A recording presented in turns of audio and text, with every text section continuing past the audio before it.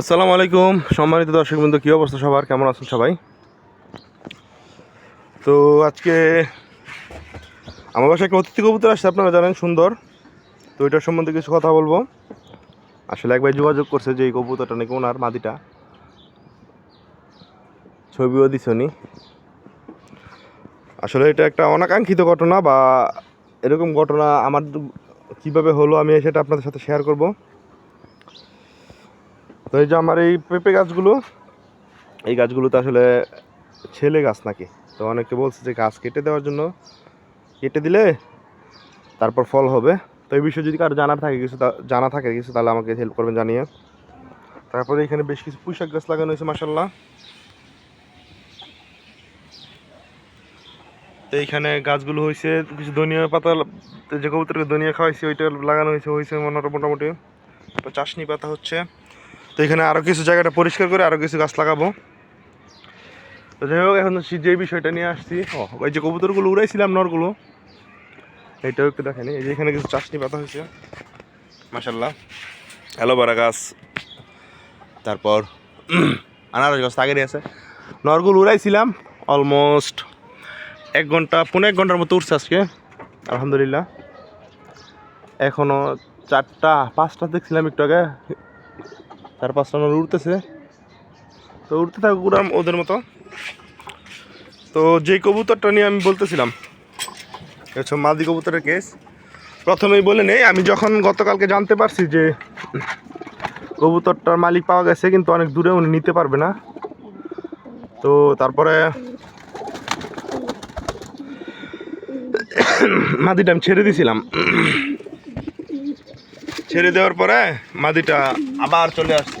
এমনকি আমি কেজের মুখ বন্ধ করে ট্র্যাপিং ডোর খোলা রেখে গেছিলাম, কারণ আমার কবুতর বেশ কিছু সাথে বাইরে ছিল। এই যে মাদিটা,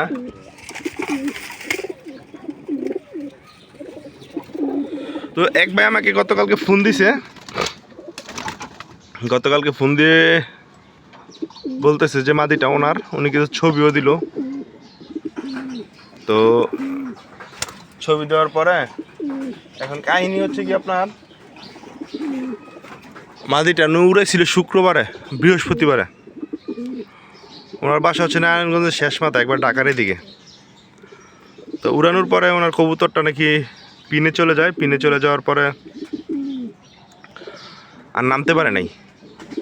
তো আমার এখান থেকে অলমোস্ট 40-50 কিলোমিটার দূরে হবে ওনার বাসা। আমার বাসা নরসিংদী সদরে। তো 40-50 কিলোমিটার দূরে কীভাবে আসলে অবাক হয়ে গেলাম, কারণ এত দূরে। তো উনি যোগাযোগ করার বললো, ভাই কবুতরটা আপনি পালেন? আমি বলছি আমার বাসায় আলহামদুলিল্লাহ আমার কবুতর আছে আলহামদুলিল্লাহ, তো আপনি নিয়ে যান। তো উনি বললো, ভাই এত দূরে তো আসা সম্ভব না কবুতর নিতে। পরে উনি নিজেই বললো, ভাই কবুতরের জাতটা অনেক ভালো, এটার বাবা মা 53 কিলো থেকে আসা, 53 কিলো থেকে আসা, আপনি এই কবুতরটা পালেন। এই যে মাদিটা, তো উনি বললো 53 কিলো থেকে আসা, পালেন। তো যাই হোক, এখন উনি নিবে না, কি আর করার। তো এখন আমি পালবো, এবং ছেড়ে দিয়েছিলাম, পালবো বলতে ছেড়ে দিয়েছিলাম। ছেড়ে দেওয়ার পরে আবার এটা নিজেই আসছে আমার বাসায়। তো এখানে তো আমার আর কিছু করার নাই। তো আপনার সাথে যদি এরকম ঘটনা ঘটে থাকে, সে অবশ্যই কমেন্ট করে জানাবেন যে সর্বোচ্চ কতটুকু দূরে থেকে আপনার কবুতর আসছে, যোগাযোগ করার পরে জানতে পারছেন যদি এরকম হয়।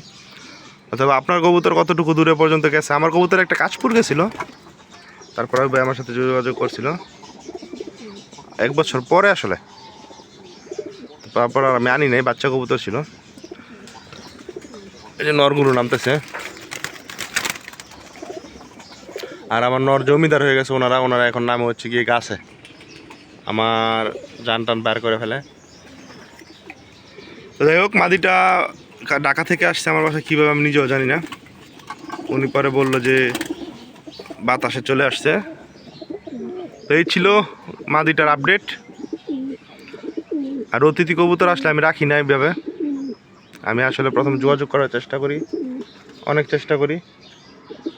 তো ধন্যবাদ সবাইকে বন্ধুরা ভিডিওটি দেখার জন্য। ছোট্ট একটি আপডেট ছিল। ভালো থাকবেন সবাই, আসসালামু আলাইকুম।